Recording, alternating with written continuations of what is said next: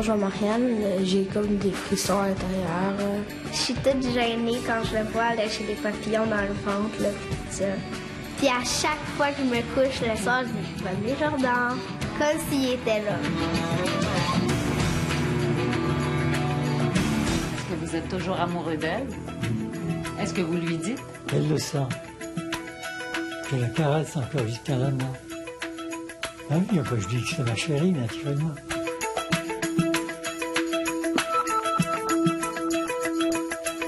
Bonsoir, ici Alain Gravel, bienvenue en Jeu. Cette semaine, nous consacrons l'émission à l'amour, le vrai du premier au dernier baiser. À force de se faire matraquer d'images aguichantes, on finit par se dire que l'amour n'est devenu qu'une pulsion sexuelle et qu'il est réservé aux jeunes à la recherche de sensations. Erreur. Vous allez voir dans les deux reportages qu'on vous présente cette semaine que le dicton qui dit que le cœur n'a pas d'âge n'est pas un vieux cliché vide de sens. À preuve, ces grandes histoires d'amour qui durent plus de 50 ans. Aussi celles de tout petits enfants de 5, 6 ou 10 ans et qui ont un impact tout aussi grand dans leur vie. Mes collègues Hélène Courchaine et Nicole Tremblay ont recueilli des témoignages qui, vous allez le voir, vont vous faire frissonner de bonheur. Moi, je fais Roméo et toi, tu fais Juliette. Ouais, puis c'est toi qui commence. Roméo et Juliette, ça va chercher tous les amoureux. Aimer, c'est ce qu'il y a de plus beau. Même les très jeunes comme Janie et Vincent. Car l'amour à 5 ans, ça existe, sans pour autant être anodin et sans conséquences. Aimer, c'est rester vivant. Est-ce que vous vous aimez? Oui. Et ça fait 3 ans qu'on est amoureux. 3 ans? On a commencé à 2 ans. Oui. Mais les garçons sont toujours plus gros que les filles, hein, Janie? Bah oui, ça c'est sûr. À 5 ans, on fait déjà la différence entre l'amitié et l'amour. Et l'amour se vit tout en candeur et en sincérité. On ne demande rien en retour. C'est comme la cantaloupe. La maman de Vincent invite Janie régulièrement chez elle, car les deux sont inséparables et ne se quittent pas des yeux. Regarde. Est-ce que tu la trouves belle, Janie? Oui. Oui. Puis toi, est-ce que tu le trouves beau? Super gentil. Super gentil aussi. Pensez-vous que vous allez être amoureux toute votre vie? Oui. Et en plus, moi, je vais me marier à 18 ans. Qu'est-ce que vous allez faire, là, une fois marié? On va aller à l'église. Ensuite, les cloches vont sonner. Ding, ding, ding, pour savoir qu'il y a un mariage. Et on va danser. Est-ce que tu veux déménager dans... Est-ce que tu veux que je déménage dans ta maison ou tu veux déménager dans ma maison? Je sais pas, c'est pas moi qui décide. C'est ma mère ou mon père. Est-ce que vous voulez avoir des enfants? Oui. On veut en avoir 2. La fille, on veut appeler Marie ou Marianne. Et le gars, on ne sait pas encore. Et si j'ai un animal, je vais l'appeler Gaufrette. Jordan, je frissonne quand tu es là, tout près de moi. Je ne comprends pas pourquoi. Marianne est amoureuse de Jordan. À 10 ans, l'impact amoureux est très puissant. On est déjà à fleur de peau. C'est l'époque des cadeaux, des poèmes, des chansons enfouies dans la boîte au trésor. On dit de ces jeunes qu'ils sont les derniers vrais romantiques. Mon cœur n'est que pour toi et ça restera toujours comme cela. Quand je vois Marianne, j'ai comme des frissons à l'intérieur. Je me sens toute comme joyeux. Des fois, ça me fait oublier mes problèmes. Quand je vois d'autres gars, je dis salut, ça va bien. Mais lui, là, je suis toute gênée quand je le vois. Là, j'ai des papillons dans le ventre, là, puis tout ça. Puis 9 mois, t'as toujours des papillons quand tu le vois, puis... Ouais. Puis à chaque fois que je me couche le soir, je dis « Bonne nuit, Jordan », comme s'il était là. Puis je sais pas pourquoi, là. Est-ce que vous vous tenez par la main? Ouais. Oui. Est-ce que tu l'as déjà embrassé? Pas vraiment, pas sur la bouche, sur la joue, parce que elle dit qu'elle veut pas, là. Tu la voulais, toi, t'aimerais ça? Ouais. Anne, Sarah et Simon se fréquentent depuis 5 mois. Bien sûr, il y en a eu d'autres, mais tous les deux ont l'impression que cette fois, c'est la bonne. J'en ai eu peut-être 3, mais j'ai toujours aimé plus Simon à cause que je trouvais que je trouve que c'est plus mon âme sœur. Un de mes cadeaux que j'ai le plus aimé. C'est quoi? OK. C'est quand j'ai fait un slow avec elle. Un quoi? Un slow pour, je pense, la Saint-Valentin. T'as dansé un slow avec elle? Ouais. Comment tu te sentais? Content. Est-ce que tu l'as déjà embrassé?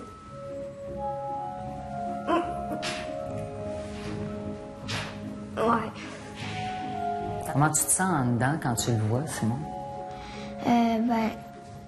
Je me sens comme si j'étais dans un champ de fleurs, puis dans le paradis. Quand vous avez dansé un slow ensemble, là, comment tu te sentais? Avais-tu le cœur qui battait vite? Puis... Ouais, puis aussi, quand elle mettait comme ses bras sur mon épaule, je sentais que c'était tout mouillé après parce qu'il faisait chaud. Moi, je suis heureux. Est-ce que tout le monde a son volume en main, page 18? Évidemment, quand on est professeur, il faut tenir compte de cette vie amoureuse intense et être à l'écoute. Ça fait 5 ans que j'enseigne, puis c'est sûr que c'est quelque chose qui est une réalité dans ma classe, là. On dirait que cette année, c'est encore pire, là. Ben, pas pire, je pourrais dire. C'est quelque chose qui est très présent, en tout cas. Souvent, à partir de la Saint-Valentin, comme cette année, on a fait une danse, là. Puis là, c'est sûr qu'il y a des petits couples qui se sont formés, puis en tout cas, c'est des choses que les enfants parlent. Je me cherchais un cavalier avec une de mes amies, puis là, j'ai demandé à Nicolas s'il voudrait bien danser avec moi. Puis c'est ça, mon amie, elle aurait aimé ça elle aussi, sauf que finalement, elle me l'a laissé. On a dansé. C'est ça qui m'a donné le coup de foudre. Oh, parce que là, tu parles de coup de foudre. T'as eu un vrai coup de foudre pour Léonie. Ouais.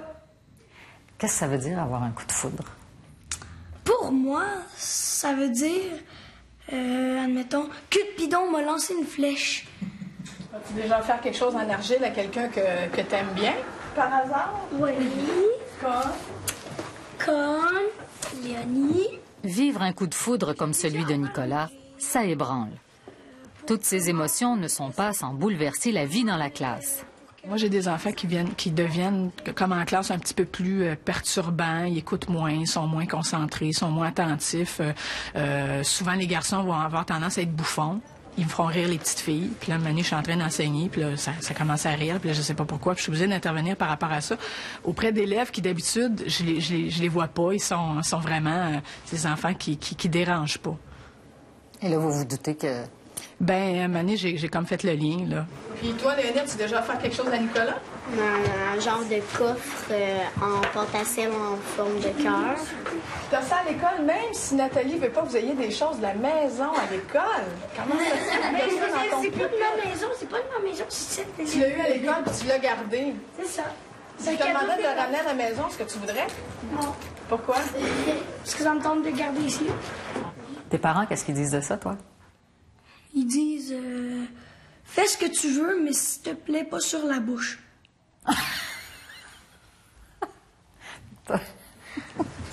Oui, c'est lui que j'aime, ce gars est fait pour moi. Je voudrais qu'il n'aime qu'une seule personne, c'est moi. Nos deux tourtereaux ont quand même déjà vécu quelques chicanes amoureuses qui les ont secoués. À cet âge, les peines d'amour sont aussi dévastatrices qu'à 20 ans. Puis je me disais, est-ce que ça se peut qu'un enfant de cet âge-là soit déprimé d'une peine d'amour? Puis vraiment, oui, je l'ai vu. Ben, je me sentais que ma gorge était nouée, mon cœur, il était renversé, puis c'était pas mal ça. C'est de la grosse peine, ça. Tu pleurais? Non, moi, je suis pas un pleureux. Sur le coup, j'ai rien senti. Mais c'est après que j'étais plus capable de me contrôler. Le soir, j'avais de la difficulté à dormir. Je voulais plus vraiment manger. Ça m'a vraiment beaucoup affectée. Est-ce que ça a duré longtemps, plusieurs jours? Ben, c'est ça, quelques jours après, il m'a dit, je pense que c'était une erreur, je reprends. Ça a duré, ma peine a duré environ 2 jours, puis après, il a repris. Ah, vous avez eu plusieurs chicanes? Ben, juste 2. Ah, OK. C'est pas des chicanes, c'est juste que là, c'est comme mon cœur, il faisait off. Juste pour me reposer 2, 3, 4 jours. Là, il a refait on. J'osais pas le dire au début, j'étais comme un peu humiliée. Parce que c'est elle qui a fait les premiers pas. Mes amis m'ont quand même remonté le moral, puis m'ont dit de voir le bon côté des choses.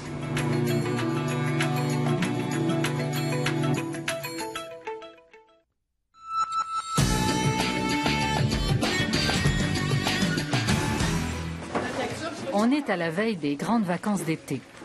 Nos jeunes sont excités à l'idée de terminer l'année scolaire, mais les amoureux, comme Myriam et Christophe, craignent beaucoup la séparation. On voudrait que les choses ne changent jamais. Ça va être difficile, puis qu'est-ce qui me fait le plus peur, c'est qu'admettons, il voit une autre fille, puis il veut l'aimer, puis moi, je vais pas comme sécher en arrière, puis j'ai peur de ça, puis c'est rien que ça qui me fait peur. Est-ce que tu serais jalouse? Oui. Ben, comme tantôt j'ai dit, je me revancherais sûrement.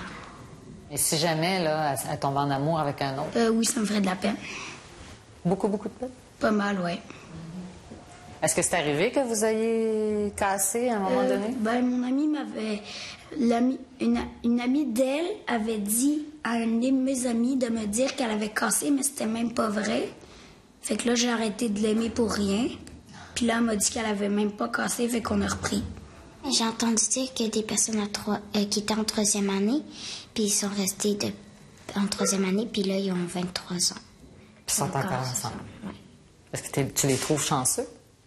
Oui, parce que ça veut dire qu'ils ont trouvé l'homme idéal au primaire. Tu penses que ça va durer longtemps, toi puis Myriam? Oui. Moi, je pense que oui. Ça veut dire quoi, longtemps?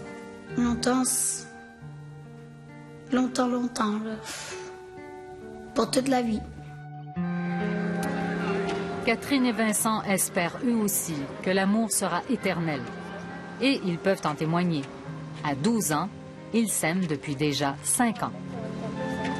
Pourquoi tu l'aimes? Ben, pour moi, sa plus grande qualité, ben, c'est difficile, il y en a beaucoup, bien sûr, mais comparativement aux autres filles de la classe, je dirais que ça serait la fidélité. Ouais, c'est la plus fidèle des filles, je trouve. Pour toi, c'est important? Oui.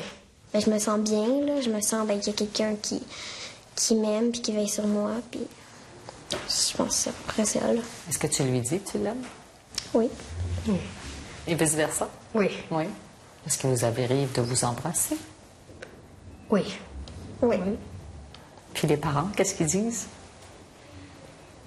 C'est le fun.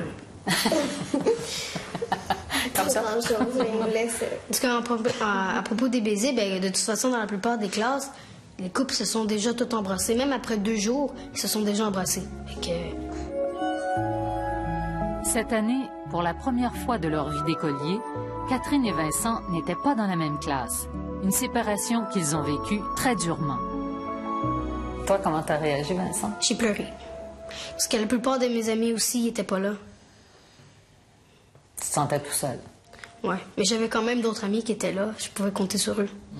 Moi, j'ai trouvé ça dur aussi, là, parce que on a été 4 années consécutives dans la même classe. Donc là, c'était la première fois, donc c'est difficile. À 10 ans, les jeunes amoureux sont souvent mûrs et très sérieux dans leur engagement. Catherine et Vincent, malgré leur jeune âge, sont pratiquement installés dans une vie de couple et envisagent difficilement autre chose. Est-ce que vous pensez des fois qu'il pourrait arriver que vous soyez plus ensemble? Que vous sortiez plus ensemble? Je crois pas, non. Vous imaginez jamais ça? Non. Je pense que c'est peut-être un signe qu'on reste ensemble. Il semble que d'imaginer la vie des fois sans quelqu'un là, que t'aimes, puis pour avoir une relation de couple, ben, ça doit être difficile.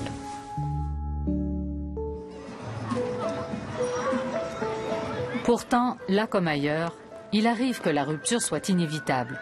Laurence en sait quelque chose. Amoureux de Julie depuis la maternelle, ils se sont quittés récemment après 6 ans de fréquentation.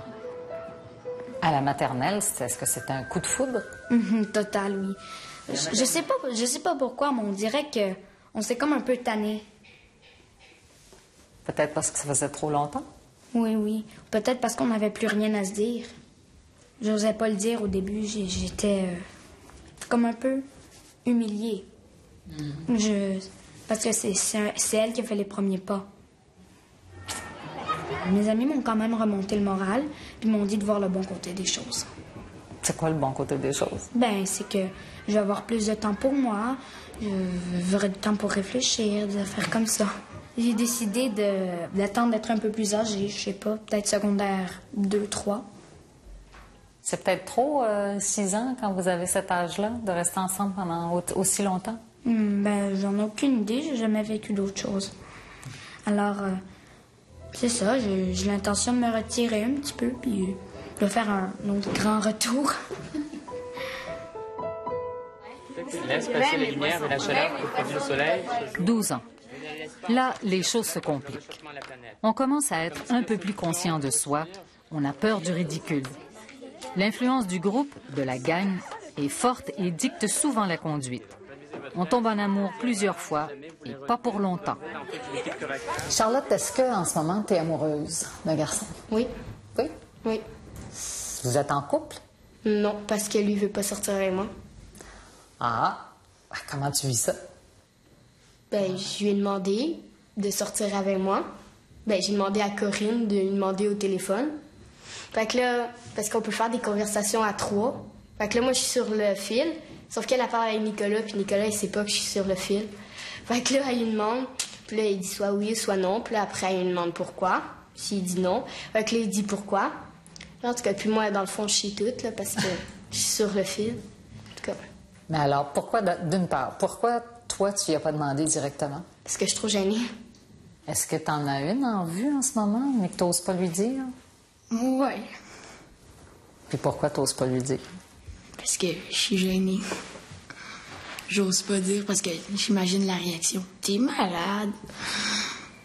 Tu penses que c'est ça qu'elle va dire? Ouais. J'étais à peu près sûre. On peut-tu savoir qui c'est? OK. Ah non, la personne avait regardé l'émission. Non. À l'aube de l'adolescence, les amours sont aussi plus torturés. Rien n'est simple. Comment tu te sens, toi, quand t'es en amour, en dedans, là, en dedans de toi, quand t'as un coup de foudre, là? Je suis stressée, là, puis là, je pense tout le temps à la personne, puis je me demande tout le temps qu'est-ce qu'elle fait, là. Est-ce qu'elle pense à moi? Est-ce qu'elle va m'aimer un jour? Ou des choses comme ça, là. Puis je me concentre plus sur cette personne-là, puis des fois, ben j'oublie mes amis, ou quand il faut travailler, ben je fais pas mon travail, puis je pense à autre chose, mais ça va pas tellement bien. Puis là, tu te fais chicaner. Oui. Puis quand t'es amoureux, là, comment tu te sens en dedans quand tu vois arriver la fille en question, là? Je me sens... J'ai peur de laisser trop paraître que je suis amoureux, puis que les autres, là, ils fassent « Ah, t'es amoureux, là, là, je vais y dire, blabla. » Que c'est ça, là, j'ai peur de laisser trop voir que je suis amoureux, puis je suis un peu gênée, là, puis j'essaie de m'éloigner un peu de cette personne-là, ou des fois, c'est rare, quand je l'aime vraiment, ben là, j'essaie de m'approcher tranquillement pour que finalement, ben, que je sors avec elle. Et puis, les premières notions de jalousie et de dépendance amoureuse font leur apparition. Ça complique la vie. J'aimerais ça, moi, sortir avec un gars, puis jouer aussi des fois avec mes amis, puis parler avec mes amis, mais eux autres, c'est tout le temps avec les gars à notre école. En tout cas, c'est tout le temps, faut que tu sois tout le temps avec eux, là, sinon... Ah, elle m'aime plus. On a sorti ensemble, tout s'est bien passé. Puis là, j'ai été à la fête d'une amie, puis je pense qu'elle a mal pris ça, puis ça l'a fini comme ça. Tu trouves pas ça lourd, être en amour? Il y en a qui trouvent ça fatigant. Ouais, ben c'est pour ça qu'à la fin de l'année, j'ai slacké, on peut dire, là. J'ai plus de blonde parce que c'est vrai que ça peut être lourd. Tu surveilles tout ce que tu fais, ce que tu dis. surveilles avec qui tu vas. Il faut toujours que tu surveilles pour t'arranger. Puis justement, ben, cette fois-là, quand j'étais à la fête, j'ai pas surveillé, puis j'ai eu ma leçon. Pour ces grands de 6e, ça n'est pas uniquement la fin de l'année, c'est la fin du primaire. Et l'an prochain, les amis risquent bien de se retrouver dans des écoles différentes. Là, c'est la fin de l'année, là. Ouais, c'est ça. Vous allez vous séparer. Est-ce que tu es triste de ça? Ouais, je suis triste parce que, tu sais, toutes mes amies, là, pendant 3 ans, puis mes amoureuses aussi, là. Mes amours que j'ai eus s'en vont, puis je les reverrai pas. Bye bye.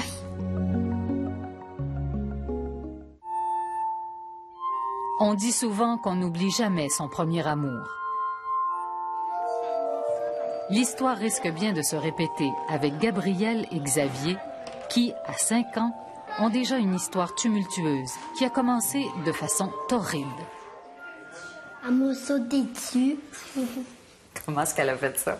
Mais regarde, j'ai dit, lui, il est parfait. Là, j'ai sauté dessus. T'es sauté dessus, puis tu as sauté au cou, tu l'as embrassé? Oui. Pourquoi? On n'a pas le droit. Elle m'a juste embrassé sur la joue quand on s'est rencontrés la première fois. Il a dit son nom, puis moi, j'ai dit mon nom. Est-ce que vous êtes amoureux? Oui. Mais je sais pas. Il va prendre sa décision. Ouais. Ah oui?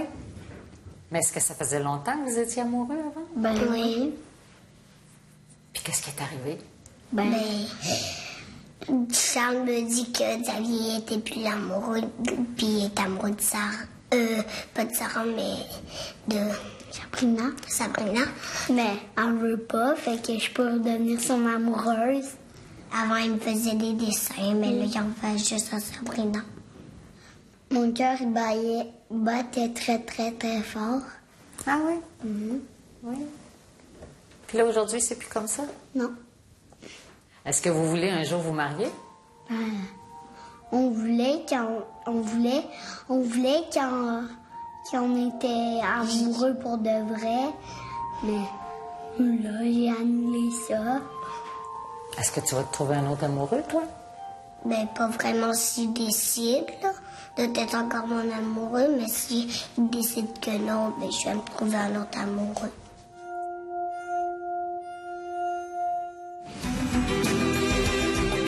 On a essayé de ramasser des biens pour ces vieux jours-là qu'on appelait aussi l'âge d'or, qui devient un âge terrible. Parce que rendu à 80 ans, quand on est séparés, c'est pas drôle.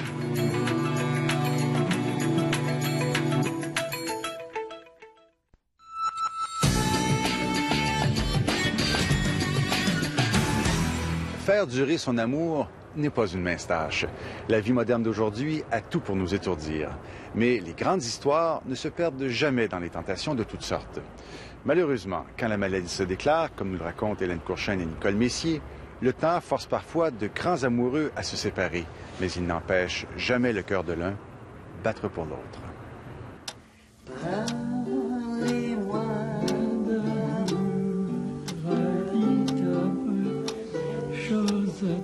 Les enfants aiment penser que les histoires d'amour se terminent toujours ainsi. Ils se marièrent et vécurent heureux jusqu'à la fin des temps.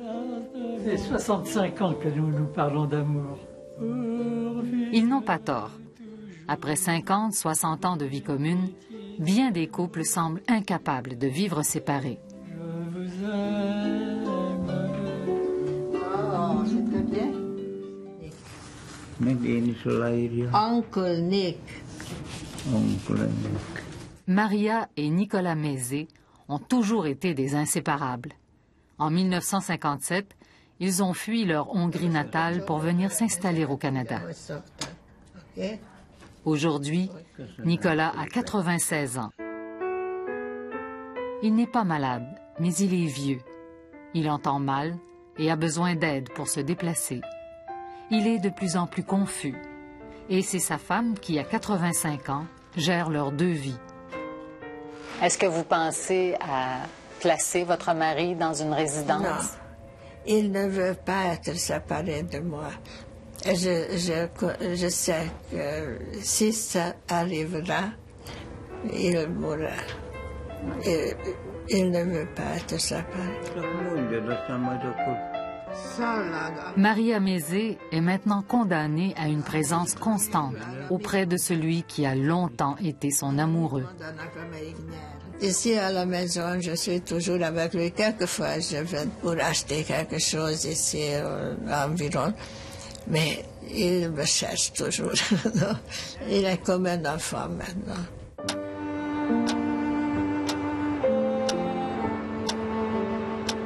Encore un peu, mon chéri. Oui.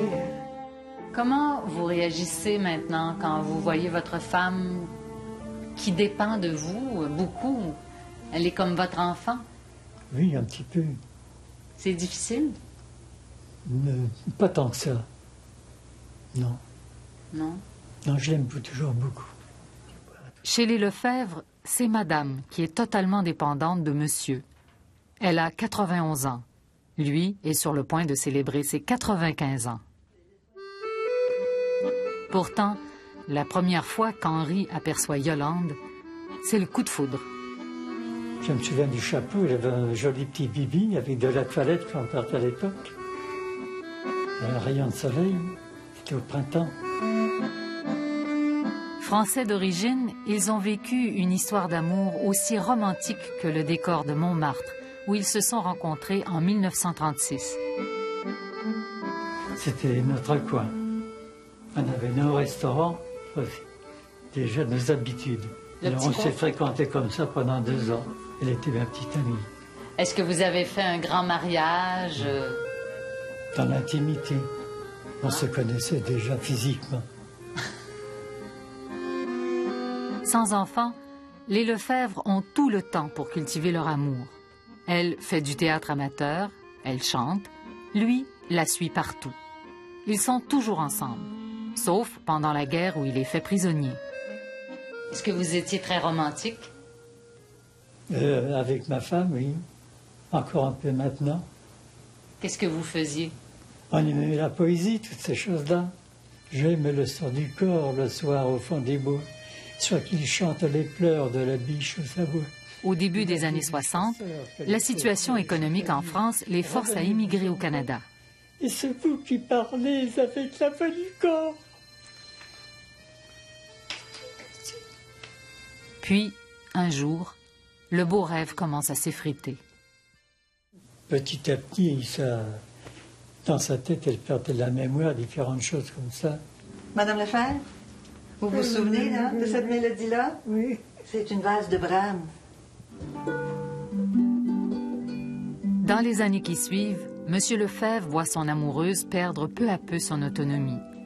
Il s'en occupe jusqu'au moment où elle ne peut plus quitter l'appartement de Montréal qu'ils habitent depuis 40 ans. Dans leur malheur, les Lefebvre ont la chance de vivre dans un quartier où il y a un projet pilote du CLSC, le SIPA, les soins intégrés aux personnes âgées. Quand on donnait le service le matin, il avait 1 heure le matin, 1 heure le soir. On venait à la mi-journée voir si elle avait besoin de changer de couche quand elle portait des couches, ainsi de suite, tout ça, pour s'occuper de sa nourriture à l'occasion, très vraiment chic. C'était bien le SIPA. Quand finalement on coupe les vivres au projet de soins à domicile, Henri Lefebvre refuse de se séparer de sa femme et de la placer seule. Comme il est lui-même très âgé et qu'il s'affaiblit légèrement, la résidence Berthiaume du Tremblay accepte de les héberger tous les deux ensemble. Est-ce que vous êtes toujours amoureux d'elle? Oui. Est-ce que vous lui dites? Elle le sent. Je la caresse encore, je tiens la main. Ah oui, je dis que c'est ma chérie, naturellement.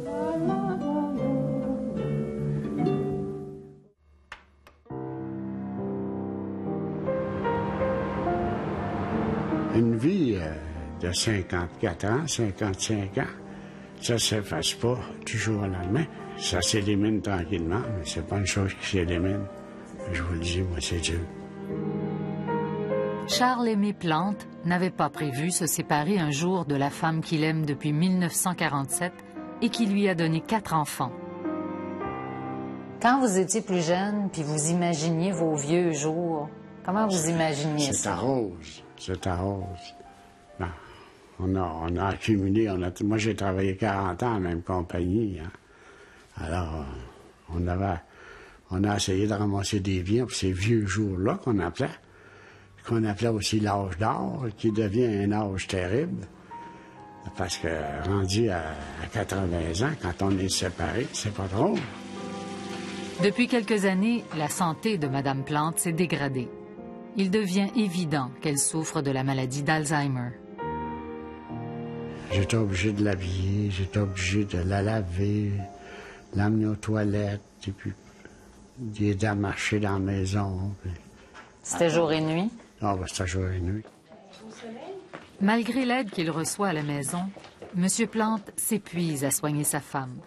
Ses enfants doivent intervenir pour lui faire accepter de la placer dans un centre de soins de longue durée.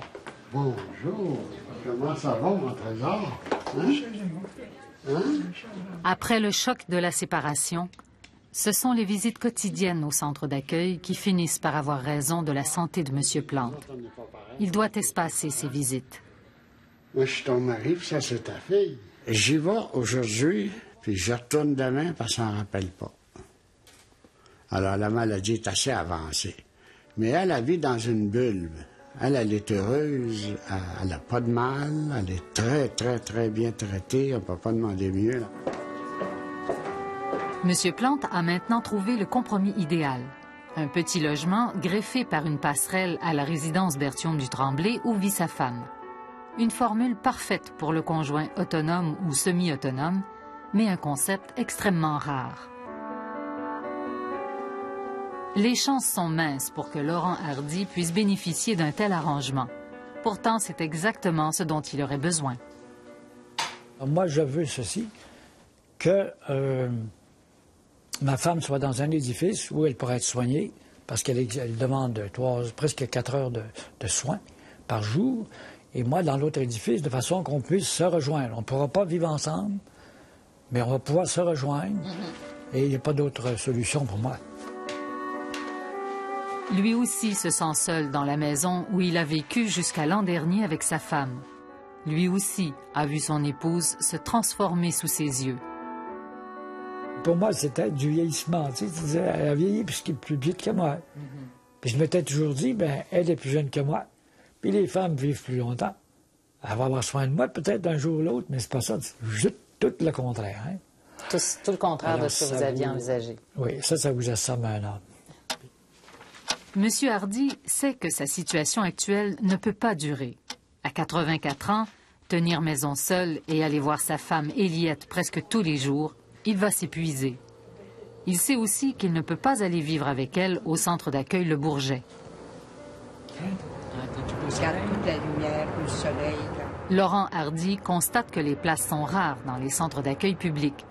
2800 personnes lourdement hypothéquées sont actuellement en attente de placement au Québec. Moi, je ne pourrais pas aller vivre là, sauf pour une cause humanitaire. Autrement dit, si je suis en train de crouler, ils vont peut-être me prendre, tu sais.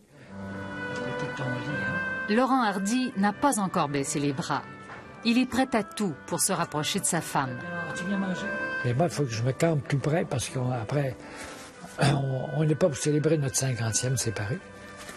Quand est-ce que c'est votre 50e? 25 juillet, même. 25 juillet prochain. Cette année-là.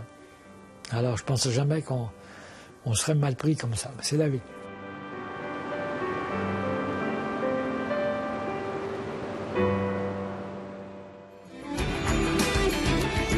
En total, ça pesantait 3 000 $ pour manger et dormir.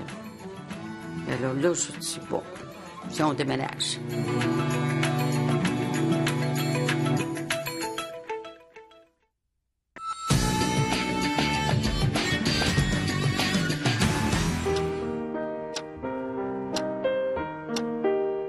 Benoît Tétrault, un ancien policier de Hull, avait soigneusement préparé sa retraite avec sa femme Hélène.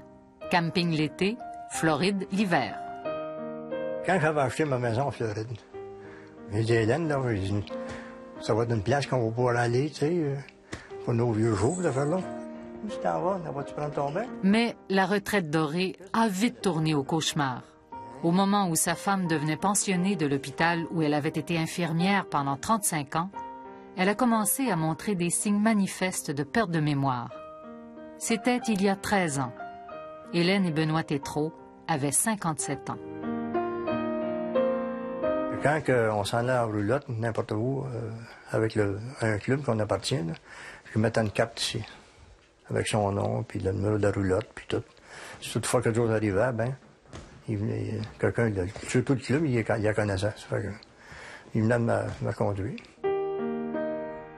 Du jour au lendemain, Hélène, une femme active qui a pris des décisions toute sa vie, perdait son autonomie. Et pendant plus de 12 ans, Benoît devient l'infirmier et le gardien de sa femme. Même la nuit, des fois, en se levant, il l'écoutait, mais voyez-vous, à ce moment-là, je me réveille.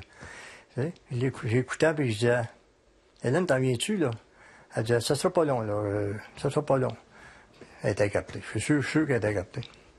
Ça fait que là, elle m'apparaissait dans la porte. C'était une surveillance jour et nuit? Ah, c'était du 24 heures.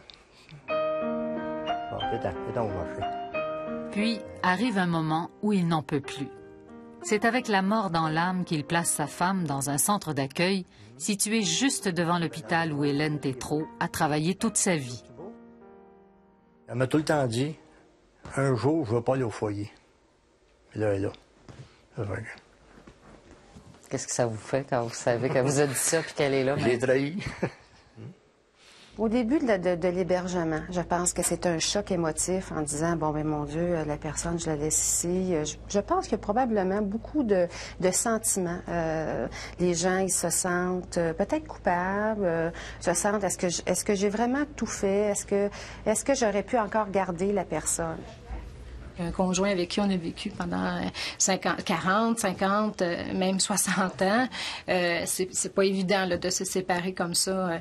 Je me souviens, monsieur m'a dit ça a été plus difficile pour moi de placer ma femme que de l'enterrer. On n'a pas le choix de le faire parce qu'on ne peut pas leur donner les soins. Chantal Caron, chercheur au Centre de recherche sur le vieillissement de Sherbrooke, travaille avec les couples dont l'un des conjoints est atteint de démence, dont la maladie d'Alzheimer. Comment ça s'est passé avec vos enfants? Est-ce qu'ils étaient d'accord avec la décision que vous avez prise? C'est eux qui n'avaient plus la décision. Elle constate que même si le placement en centre d'accueil devient inéluctable, le conjoint autonome attend des années avant de se résigner à une telle décision. Puis souvent, ce qu'on constate, c'est que les gens vont être épuisés. Ça finit que c'est des soins qui sont 24 heures sur 24, 7 jours semaine. Et l'autre conjoint commence là, tranquillement à vivre de l'épuisement par rapport à son rôle d'aidant. Comme la plupart des conjoints de gens atteints de la maladie d'Alzheimer, Benoît Tétrault doit faire le deuil de sa vie de couple. Au Québec, près de 80% des 40 000 personnes placées en centre d'accueil souffrent de démence, dont l'Alzheimer. Alors, c'est dur, certain. Des fois, j'assiste quand il change ses couches, l'affaire-là. Puis vous regardez votre femme qui pesait à peu près à 145, puis elle en a 102. Tu sais? Puis peut-être moi aussi. C'est plus la même personne. Ah, c'est plus la même personne pantoute.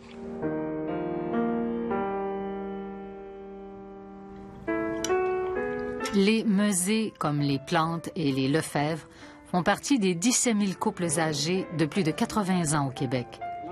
Quand la maladie frappe, à la douleur émotive du placement du conjoint s'ajoutent les problèmes financiers. Pour se séparer, il faut en avoir les moyens.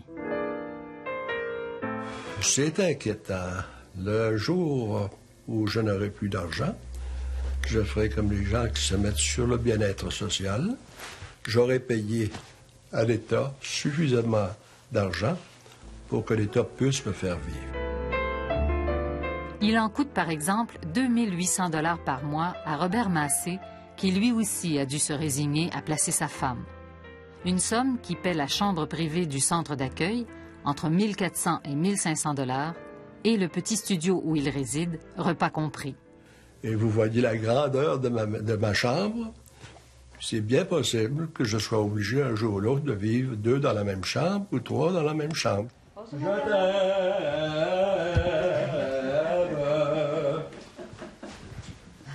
Bonjour, mon chéri. Ah, je t'ai apporté la communion aujourd'hui aussi. Oui. Je vais te donner ça tantôt. Veux-tu communier tout de suite? Oui. Jésuite de formation, Robert Massé a aujourd'hui 86 ans. Il est encore fier de sa femme avec qui il a eu 4 enfants. Mais les séquelles de 2 ACV ont privé Thérèse d'une grande partie de son autonomie. Es-tu mieux de ta grippe? Oui, je suis mieux de ta grippe. Coupe-la en 2, je vais en prendre une moitié, parce que je n'ai pas la messe ce matin. Merci. On dit que la plus belle, c'est toi, c'est toi. Madame Massé, elle, n'est pas encore réconciliée avec le fait d'être séparée de son mari. Dès qu'il la quitte, elle lui téléphone plusieurs fois par jour. Toi, moi, toi. Elle vous appelle parce qu'elle s'ennuie? Elle s'ennuie, oui. Il y a des fois qu'elle m'appelle en pleurant. Elle va pleurer un petit peu. Alors là, je lui chante des chansons. Est-ce que tu m'aimes? Ah, ça, elle me pose cette question-là. À chaque fois qu'elle m'appelle, est-ce que tu m'aimes-tu encore? M'aimes-tu beaucoup? Si la séparation pour elle est très dure.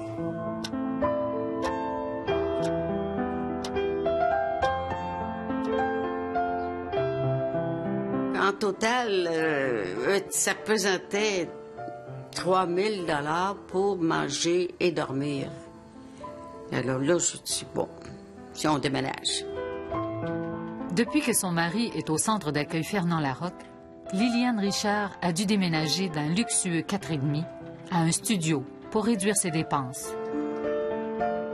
Si je vous disais que dans toutes mes années que j'ai vécues avec lui, je n'ai jamais passé le seuil de la porte en arrière de lui. On nous descendions à la salle à manger, puis là, il tirait ma chaise, même s'il savait que je le faisais manger, parce qu'il avait besoin d'aide. Quand elle parle de leur amour, Liliane ne tarit pas d'éloges pour Gérard, qu'elle a épousé il y a 15 ans. Elle avait 68 ans, lui, 80. Oui. C'était un coup de foudre à 200 aussi. Pour cette femme fière, qui a toujours été autonome et qui a bien gagné sa vie, s'occuper de son mari diminué par le Parkinson allait dans l'ordre des choses. Vous étiez très amoureux? Oui, très, très. Ah oui. Même quand il était malade? Même quand il était malade. Là, je pouvais arriver à lui, là, puis le caresser. Je dis, tu sais, c'était un homme qu'on pouvait serrer dans nos bras. Là. Mais un jour, l'aide du CLSC et d'une agence privée ne suffit plus. Elle prend la décision de placer Gérard. Quand vous lui avez dit, comment est-ce qu'il a réagi? Il m'a dit, j'accepte par amour pour toi. C'était ses propres paroles. Il dit, parce que je t'aime, puis je sais que tu es fatigué, mais j'accepte. Là, je vous dis pas que les chutes Niagara n'ont pas coulé. Mais c'était dur.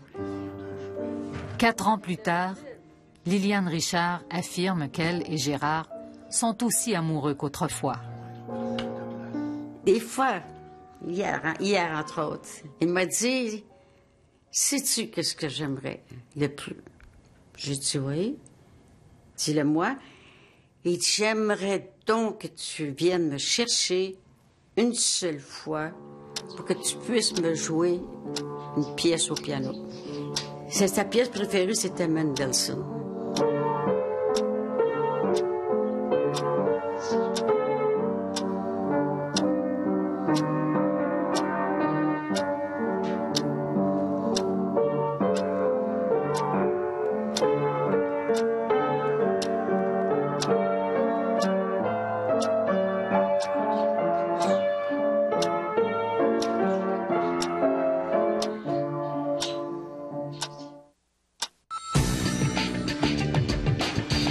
À notre tribune cette semaine, nous vous posons la question « Croyez-vous à l'amour pour toujours? » Voici comment nous joindre.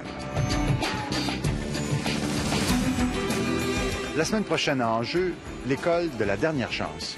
On t'a une chaise, puis normalement, tu t'assis dessus. Si je veux pas, si tu veux pas, je peux t'aider à rester debout, moi, si tu veux. Ils ont tous été expulsés de leur école primaire, jugés inscolarisables. Ils sont les cauchemars des enseignants, les terreurs des écoles, les tyrans des classes. Où est-ce que ton crayon? En dessous. Tu ramasses, s'il te plaît? Oui. Fait que, prends ton crayon, puis... OK? Depuis 15 ans, un seul établissement tente de réussir là où tout le monde a échoué. Le déclic à Longueuil, sur la rive sud de Montréal.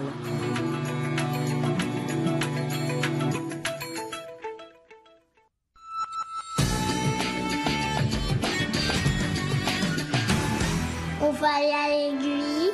Ensuite, les cloches vont sonner. Ding, ding, ding, pour savoir qu'il y a un mariage. J'ai toujours aimé plus Simon à cause que lui, je trouve que c'est plus mon âme sœur.